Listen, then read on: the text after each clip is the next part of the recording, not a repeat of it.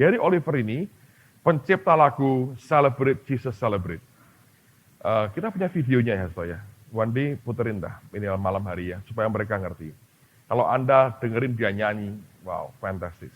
Bukan hanya itu sebetulnya. Tapi ketika dia membuka ayat, saudara, dia khotbah. Saya belum pernah dengar orang bisa ngungkapkan seperti dia ngungkapin. Itu pewahyuannya itu luar biasa. Nah, dia punya story, tapi dia juga ngalami sendiri dengan Tuhan. Anda pernah dengar namanya hamba Tuhan T.D. Jakes di Amerika ya? Itu orang hitam tinggi. Sekarang termasuk one of the best preacher di Amerika. Dan orang ini kalau sudah khotbah itu pewahyuannya juga aneh-aneh. Itu banyak hal, ada ayat yang gak kepikir dia bisa keluarin. Orang saya, wow, kayak begitu. Nah, satu hari, Gary Oliver ini ngalami begini. Dia lagi dengerin Bishop Jakes lagi khotbah. Terus Tuhan ngomong ke dia begini, kasih hambaku itu $10.000. Terus dia bilang, Tuhan, dia sudah kaya diberkati. 10.000 apa artinya buat dia? Terus Tuhan ngomong gini, betul, buat hambaku tidak ada artinya. Buat kamu besar artinya uang itu. Ngerti saudara? Nah ini problemnya. Karena saya pernah ngalami juga, ini School of Acts tahun lalu kalau nggak salah, atau 2 tahun lalu.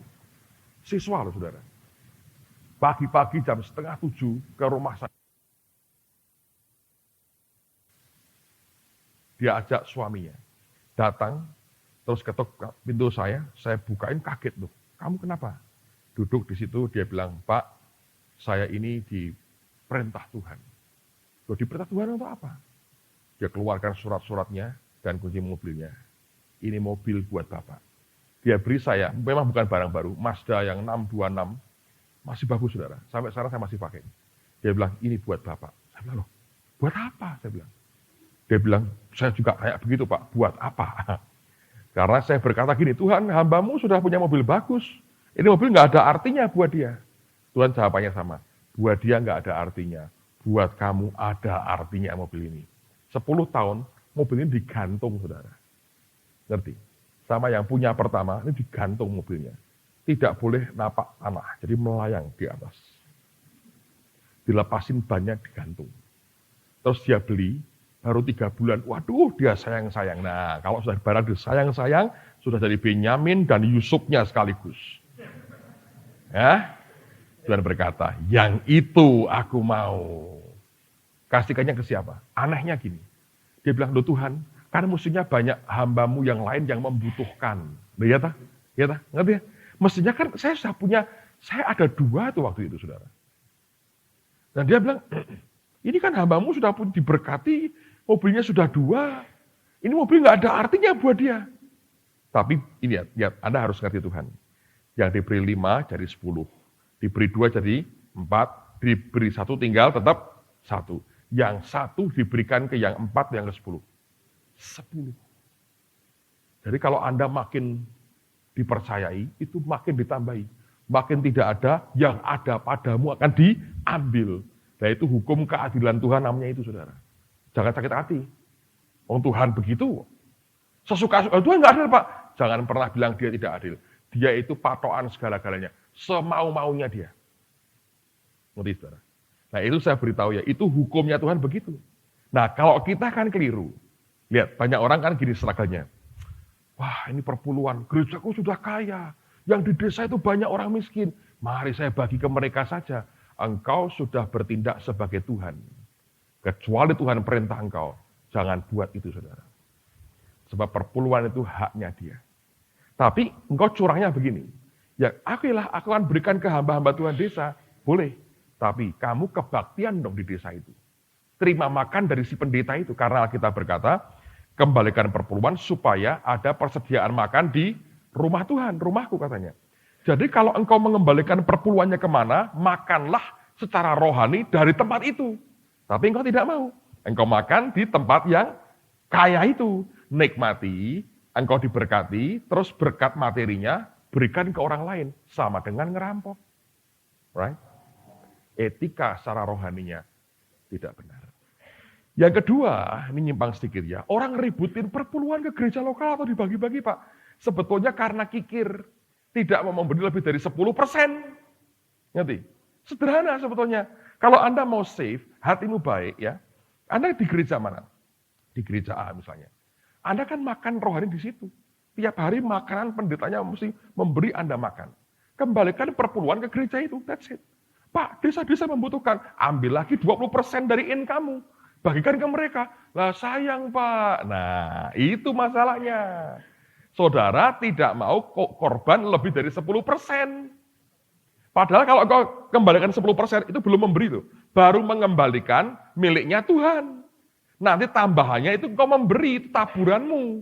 Perpuluhan itu bukan taburan loh. Itu mengembalikan haknya Tuhan. Ngerti? Nah itulah yang menurut saya kita mesti hati-hati. Karena Allah itu melihat hati saudara. Allah melihat hati. Ya, jadi kalau Anda terhisap di sebuah gereja lokal, ya kesitulah perpuluhanmu. Sudah nggak usah ribut. Pak yang Anda membutuhkan, tambahi lagi, keluarkan dari dompet pribadimu. Berkati mereka. Nggak salah itu. Bagus. Nangkap saudara. Nah ini yang terjadi begitu. Nah, kalau Anda perhatikan dari cerita ini, T.D. Jakes berkata, Tuhan aku nih, dia kan hamba-Mu yang diberkati. Aku memberi 10.000 buat apa buat dia? Nggak ada artinya. Tuhan berkata, buat dia mungkin tidak ada artinya. Buat kamu itu berarti. Dia bilang, iya Tuhan, aduh sakit tuh Tuhan, nggak 10.000. Itu kan kira-kira orang sekarang kan 90 juta ya. Kalau dolarnya kuat lagi ya 100 juta kira-kira. Jadi dia bilang, aduh berat. Tapi dia taat saudara. Ini hamba Tuhan bagus ya. Tulis cek. Dia datang ke hamba Tuhan ini, dia bilang, Bishop, aku minta maaf ya. Tapi Tuhan suruh aku memberkati kamu dengan ini. Maaf kalau terlalu kecil, aku tidak menghina kamu. 90 juta kok menghina, saudara. Aku tidak menghina kamu. Tapi ini dari Tuhan. Udah ya. Terus dikasihkan, diterima, dipeluk, saudara. Dirangkul. Dan waktu didoakan itu ya, ini Gary Oliver ngomongnya gini, Tuhan, aku minta kalau boleh, bagian pewahyuan yang dia punya, aku juga diberi dong Tuhan. Dia bilang, aneh, dia bilang. Cerita sama saya pribadi. Setiap kali sekarang aku buka Alkitab, understanding-nya baru, pengertiannya baru. Entarlah, kapan hari ya, tolong puterin yang Gary Oliver minta di gereja ini. Anda akan tahu khotbahnya itu lain sekali. Anda bilang, kok bisa begini ya? Pengertiannya bisa luar biasa. Nah, dia sendiri satu hari ngalami. Makanya dia berkata, ini hukum. Ketika saya sharing seperti ini, dia berkata, wah dia bilang, Pastor, aku sudah melakukan itu, tapi aku nggak ngerti ayatnya itu ada. Saya jelaskan ke dia, dia berkata, wah ini penting buat saya. Nah, saya mau cerita pada Anda apa yang terjadi. Satu hari setelah selesai pelayanan, kami makan siang sama-sama di Semarang. Terus dia ngomong gini sama saya, Pastor, saya minta maaf, tidak bermaksud nyinggung perasaanmu. Wah, saya pikir 10.000 ini. Itu, ternyata tidak, lebih dari 10.000. Dia keluarkan dompetnya, sampai sekarang ini duitnya masih saya bawa. Dia beri saya uang $1. Dia bilang, bukan 10.000 tapi 1. Dia bilang, ini duitnya, ini duit yang sebenarnya. Saya bawa sekian tahun, saya bawa terus di dompet saya. Dia bilang, ini ada ceritanya, dan aku mau taburkan untuk gerejamu. Jadi karena di gereja, toh uang ini kan susah dipakai di Indonesia, kan ditukar gak bisa, saudara. Jadi saya tukar sama rupiah, saya kembalikan ke gereja. Yang barangnya ini saya minta. Karena saya perlu untuk cerita buat banyak orang. Dia ngomong gini, satu hari, saya lagi khotbah di sebuah gereja di Amerika. Ketika khotbah, selesai saya mau keluar dari gereja, seorang bapak muda, sambil gandeng anaknya, dia lari kejar saya. Dia bilang, Pastor Oliver. Lalu kemudian kami berhenti, dia berkata, Pastor, bolehkah kami bicara sebentar? Anak lakinya ini umur 7 tahun, nangis terus. Tidak bisa ngomong. Terus dia ngomong, ayo nak, kamu ngomong. Nggak bisa ngomong, dia nangis terus. Lalu si papahnya berkata, boleh nggak aku mewakili anakku cerita? Oh boleh, silakan. Ini anakku umur 7 tahun, dia bilang. Pada waktu dia melihat kamu khotbah tadi di gereja, Tuhan ngomong ke dia audible dengan suara.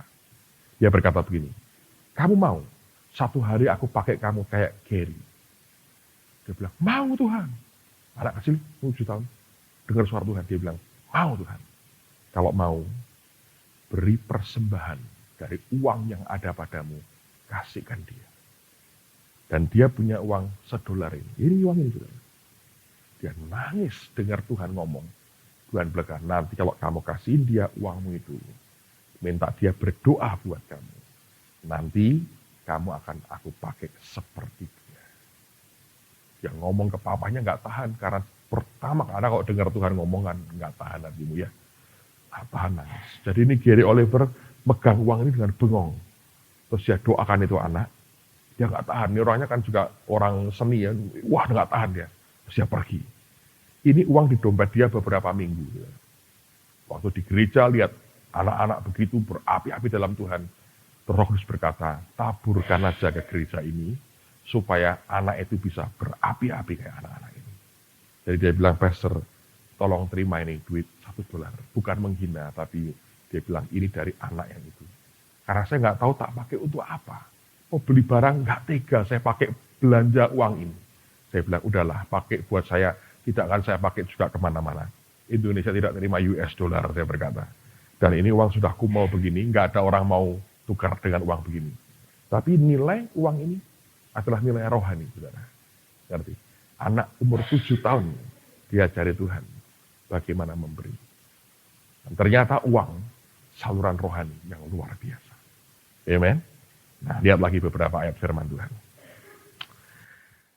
Matius 10 ayat 40 sampai dengan ayat yang ke-42. Matius 10 ayat 40 sampai dengan ayat yang ke-42. Silakan Pastor. Matius 10 ayat 40 sampai dengan 42. Barang siapa menyambut kamu, ia menyambut aku, dan barang siapa menyambut aku, ia menyambut dia yang mengutus aku. Barang siapa menyambut seorang nabi sebagai nabi, ia akan menerima upah nabi. Dan barang siapa menyambut seorang benar sebagai orang benar, ia akan menerima upah orang benar. Dan barang siapa memberi air sejuk secangkir saja pun kepada salah seorang yang kecil ini, karena ia muridku, aku berkata kepadamu, sesungguhnya ia tidak akan kehilangan upahnya daripadanya. Amen. Siapa terima nabi sebagai nabi. Nah ini problem. Orang-orang Nazaret tidak bisa menerima Yesus sebagai Mesias mereka. Mereka terimanya sebagai anak Yusuf dan Maria.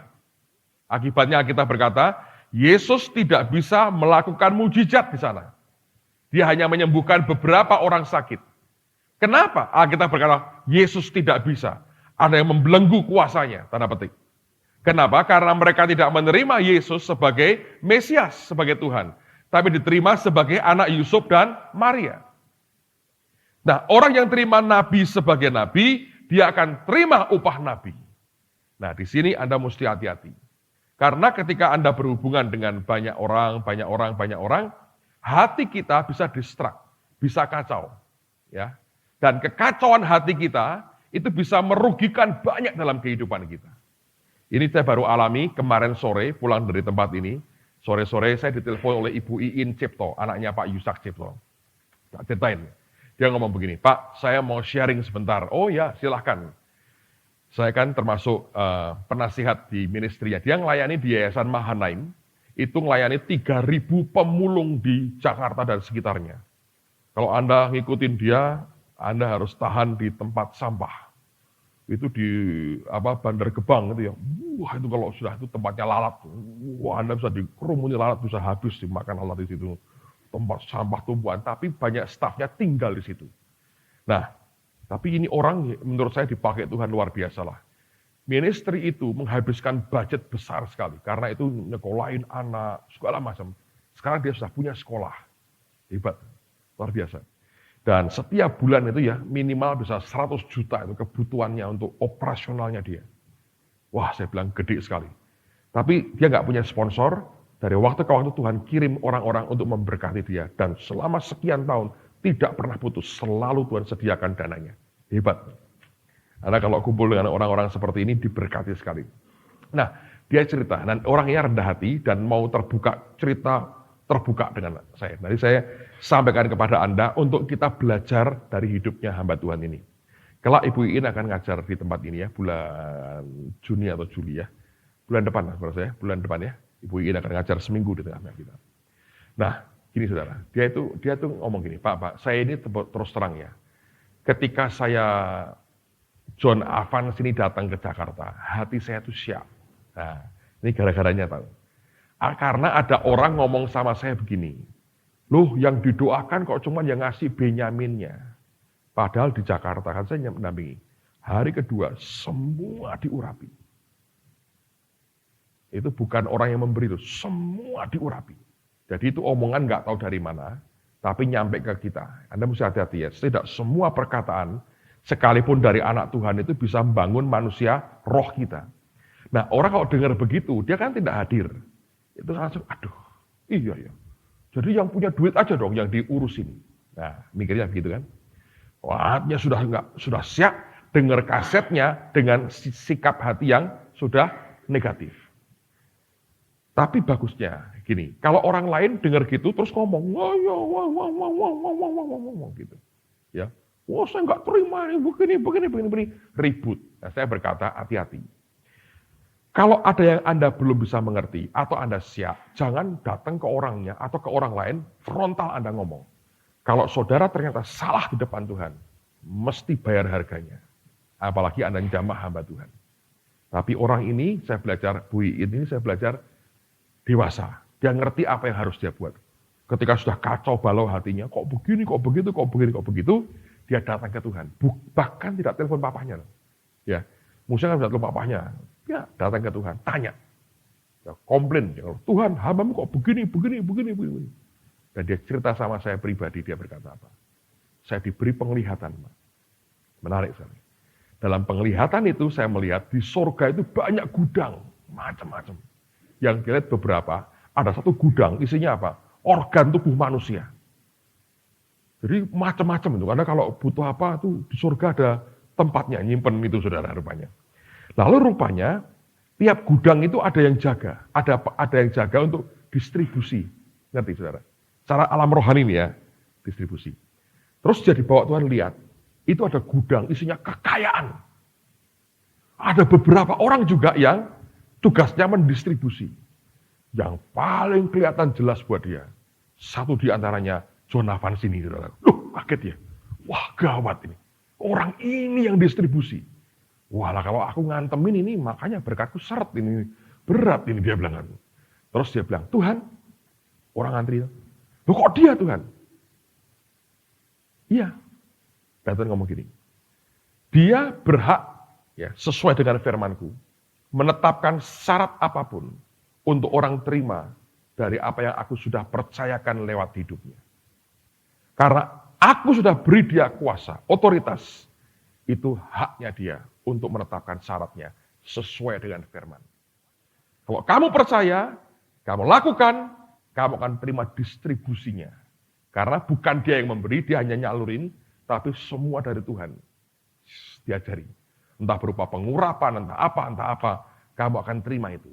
Kalau kamu tidak percaya, itu seperti orang di barisan ya, kamu keluar dari barisan. Nah, terus dia masih bantah. Tuhan, kenapa aku mesti ikut barisan dia? Lebih baik Tuhan, aku minta langsung ke Engkau. Tahu jawaban Tuhan? Bisa nggak minta langsung? Bisa sebetulnya. Bisa kan?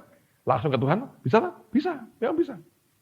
Begitu dia ngomong begitu, dia lihat antrian lain, entah di gudang mana, lihat papahnya ngantri. Dia mau minta langsung, papahnya Pak Yusak itu ngantri. Loh, kok ngantri? Papa kok ngantri? Papahnya ngomong dalam penglihatan itu. Kalau kamu bisa langsung, tapi ada orang yang dipakai, kamu mau antri. Itu namanya rendah hati. Bertobat ya. Nangis, dia bilang, ampuni aku Tuhan. Salah. Nah, mau telepon kemana? Jonawan sini? Gak bisa toh. Bahasa Inggrisnya nggak terlalu lancar. Belandanya juga kurang baik. Walaupun setelah negeri Belanda bertahun-tahun. Tapi kemudian dia bilang, wah, telepon Bapak aja. Bapak, gantian. Bapak yang doakan saya supaya aku diberkati, Pak. Ya, katanya, tak doain. Sebelum didoakan, saya mau Pak. Kami, Yayasan Mahanaim, ikut nabur pembelian tanah Bapak 30 juta. Saya bilang, thank you very much. Saya berkata gitu. Terus saya doakan. Jadi saya dapat berkatnya. Dia bertobat. Saya dapat berkatnya, saudara. Jadi saya nikmati berkatnya. Dan buat saya mengharukan sekali. Yayasan Mahanaim melayani pemulung, memberi kita 30 juta. Itu besar. Ngerti? Dia nggak ada sponsor. Tiap bulan dengan by faith, dengan iman. Dan dia ngomong terus terang, saya juga sedang butuh Pak. Biaya besar. Tapi saya mau belajar lah. Dia kan dengar khotbah saya. Butuh uang, jangan cari uang. Nabur, dia bilang. Dan dia berkata, saya mau confess lah apa yang dalam hati saya. Tuhan beri saya penglihatan seperti ini, Pak. Dia bilang, doakan saya. Jadi saya doain dia, kemarin dia doain anak saya. Jadi bagus, saudara. Dan kami yang diberkati, kita semua diberkati. 30 juta, not bad, saudara. Saya bilang, thank you very much for your generosity, untuk kemurahan hatimu. Tapi itu hati yang bagus. Ya, teladan baiklah, saudara. Ya, seorang hamba Tuhan, dipakai Tuhan, punya ministry cukup besar, dan dia rendah hati. Dia cerita seperti itu, bagi saya itu berkat besar. Nangkep. Nah, apakah orang bisa ngerti seperti dia? Tentu tidak semua. Tapi apa yang terjadi sebetulnya? Memang betul. Ada orang-orang tertentu yang memang diberi Tuhan otoritas tertentu. Dan itu bagus buat kita. Amen, saudara. Terima nabi sebagai nabi, bukan sebagai orang yang kita curigai. Yesus datang ke Nazaret dicurigai. Wah, ini kuasanya besar. Anak siapa sih? Anaknya Yusuf, kenal kita. Begitu mereka berkata begitu, mereka tidak percaya. Mereka kecewa dan menolak dia. Penolakan mereka kepada Yesus, apa akibatnya? Tuhan tidak bisa membuat mujizat. Hanya beberapa orang sakit dia sembuhkan. Mungkin yang flu, sembuhlah. Tapi tidak ada mujizat besar, justru di kampung halamannya sendiri. Dia berkata, nabi dihormati dimanapun, kecuali di kampung halamannya sendiri. Tapi rugi kan, saudara? Terima nabi sebagai nabi. Anda akan terima upah nabi. Terima orang benar sebagai orang benar. Anda akan terima upah orang benar. Nanggap ya. Ini bagian yang kita harus memahaminya. Oke, lihat lagi beberapa bagian firman. Kejadian pasal yang ke-8, ayat 20 dan ayat yang ke-21. Kejadian 8, 20, 21. Lalu Nuh mendirikan mezbah bagi Tuhan dari segala binatang yang tidak haram dan dari segala burung yang tidak haram, diambilnyalah beberapa ekor. Lalu ia mempersembahkan korban bakaran di atas mezbah itu. Ketika Tuhan mencium persembahan yang harum itu, berfirmanlah Tuhan dalam hatinya. Ketika Tuhan mencium persembahan yang harum itu, lalu Tuhan berfirman. Apa itu firmannya? Aku takkan mengutuk bumi ini lagi karena manusia, sekalipun yang ditimbulkan hatinya adalah jahat dari sejak kecilnya. Dan aku tak akan membinasakan lagi segala yang hidup seperti yang telah kulakukan. Lihat sekali lagi suatu bukti bahwa dia berkata, ketika Tuhan mencium akan bau persembahannya. Itu konteks perjanjian lama. Sekarang Anda nggak bisa lah, Anda makan barbeque, Tuhan ini persembahan buat engkau. Kalau engkau makan barbeque begini, nggak bisa lah ya. Tapi itu indikasi, gambaran. Dia terima persembahan kita. Dan itu menggerakkan hatinya dia. Persembahan, harta, kekayaan kita kepada dia. Channel untuk berkat rohani. Diberikan dalam hidup kita. Amen. Nah, lihat sekarang contoh berikutnya. Saya mau tunjukkan Anda seorang yang bernama Barnabas. Di dalam Kisah Rasul, lihat akan perjalanan hidupnya. Saudara akan terkejut dan kagum melihat bagaimana Tuhan mengubah hidup seseorang. Kisah Rasul pasal yang keempat, ayat 36 dan 37. Lihat dulu di situ. Kisah Rasul pasal 4 ayat 36 dan 37. Kisah Rasul 4, 36, 37. Demikian pula dengan Yusuf yang oleh rasul-rasul disebut Barnabas. Artinya anak penghiburan, seorang Lewi dari Siprus. Ia menjual ladang miliknya lalu membawa uangnya itu dan meletakkannya di depan kaki rasul-rasul.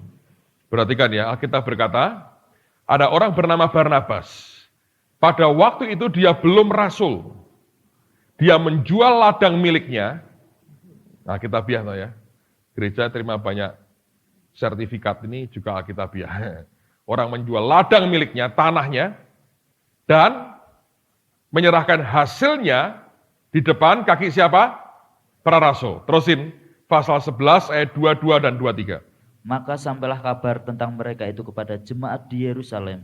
Lalu jemaat itu mengutus Barnabas ke Antiokhia. Setelah Barnabas datang dan melihat kasih karunia Allah, bersukacitalah ia. Ia menasihati mereka supaya mereka semua tetap setia kepada Tuhan. Nah, lihat sekarang pasal 13 ayat 1 dan 2. Pasal 13 Ayat Kisah 1 dan Rasul 2. 13 ayat 1 dan 2.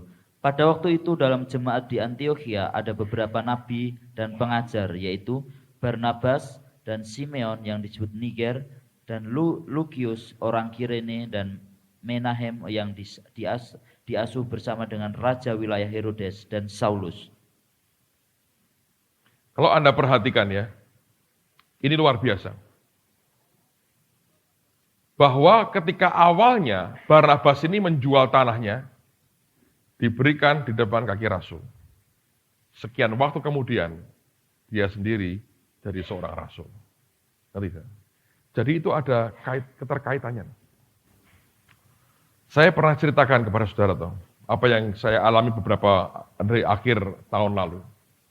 Saya ini sudah bertahun-tahun tidak bergaul dengan Pak Alex Abraham. Tiba-tiba dia berkata, belajar juga dari hambaku ini. Singkat cerita saya ke sana, saya tanya banyak hal dengan beliau, diceritakan banyak hal, dia terbuka sekali. Kan Pak Alex orangnya kalau ngomong mau belak-belakan gitu ya. Jadi saya datang ke dia, belajar. Nah, orangnya terbuka semua, dia cerita tanpa takut apapun. Orangnya memang open, terbuka gitu. Nah, saya belajar, dia ngomong, cerita semua. Saya tanya banyak hal. Terutama saya bilang begini, Pak Alex, Bapak ini kan punya jemaat begitu besar. Bagaimana cara Bapak nyiapkan kelak pengganti Bapak gimana? Itu kalau orang biasa tanya marah, kamu pikir saya mau mati ya? Gitu, enggak, saya bilang enggak. Mungkin Bapak pensiun atau apa, tapi pokoknya Bapak memikirkan enggak penggantimu siapa? Dan dia bilang, dia ngomong panjang lebar, dan ujungnya dia berkata, tidak bisa dengan secara manusia disiapkan. Tuhan pasti sudah menyiapkan sendiri. Menurut caranya dia, nanggap ya. Nah, panjang lebar saya ngomong, Tuhan ngomong sama saya gini, nanti selesai dia sharing, minta dia berdoa buat kamu. Selesai mau pulang, saya bilang, Pak doain saya.